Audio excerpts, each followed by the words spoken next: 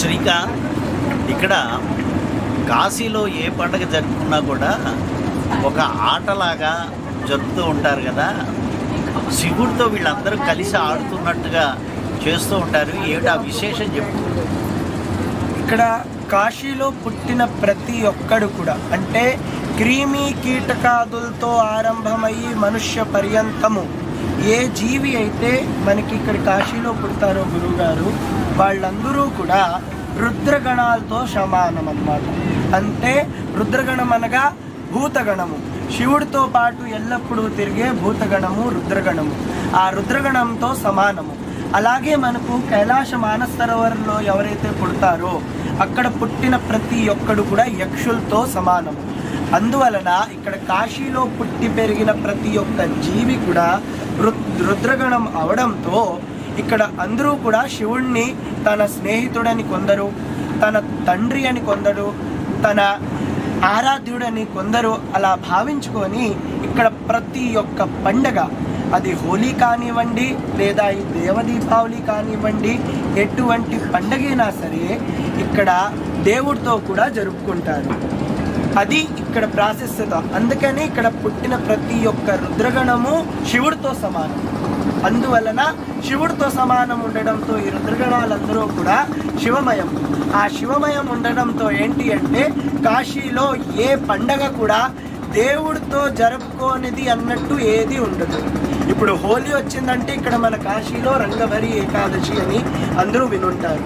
ఆ రంగభరి ఏకాదశి నాడు మీకు వింటుంటుంది నేను చెప్తే, రంగభరి ఏకాదశి నాడు మనకి హరిశ్చంద్ర ఘాట్లో కానివ్వండి లేదా మనకి మణికర్ణికా ఘాట్లో కానివ్వండి, సాధారణంగా మన ఊర్లో ఈ శ్మశానాల్లో ఎవరు కూడా బూడిదతో ఆడరు.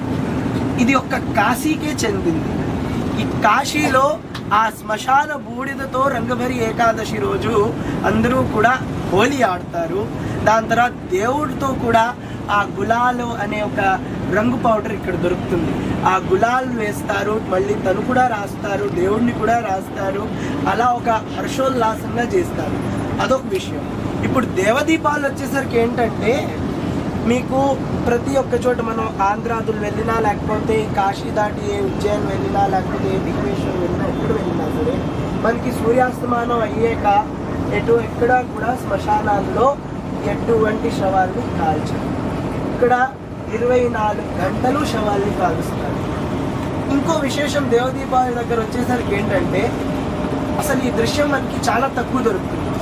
ఒకవైపు ఒక ఆత్మ పరమాత్మలో లీనవుతుంది, మళ్ళీ ఇంకొక వైపు బతుకున్న ఆత్మ పరమాత్మతో ఆడుకుంటుంది, పరమాత్మతో పండగ చేసుకుంటుంది. అసలు ఇలాంటి దృశ్యము మన కాశీలో తప్పించి ప్రపంచంలో భూమండలంలో ఎక్కడ కూడా సాధ్యం కాదు. అలాగే హోలీ టైంలోని కూడా ఒక ఆత్మ ఏమో పరమాత్మలో లీనయ్యే ప్రాసెస్లో ఉంటే ఇంకొక ఆత్మ ఏమో సాక్షాత్ స్వయం శివుడితోనే హోలీ ఆడుతుంది. అది కూడా ఆ చితాభస్మంతో ఆడుతుంది.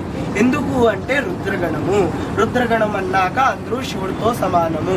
కాశీలో ప్రతి ఒక్క ఇసుకరేణు కానివ్వండి, నీటి బొట్టు కానివ్వండి, అన్నీ కూడా శివమయం. అందుకే కాశీ మొత్తం శివమయము.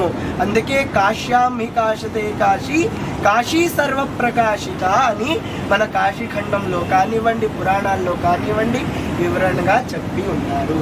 కాశీయే ఒక ప్రకాశం, కాశీయే ఒక జ్యోతి. కాశీలో ఉండే ప్రతి ఒక్క జీవి శివుడు, శివుడు జీవి ఇద్దరు దేంట్లోని కూడా ఎటువంటి భేదము లేదు.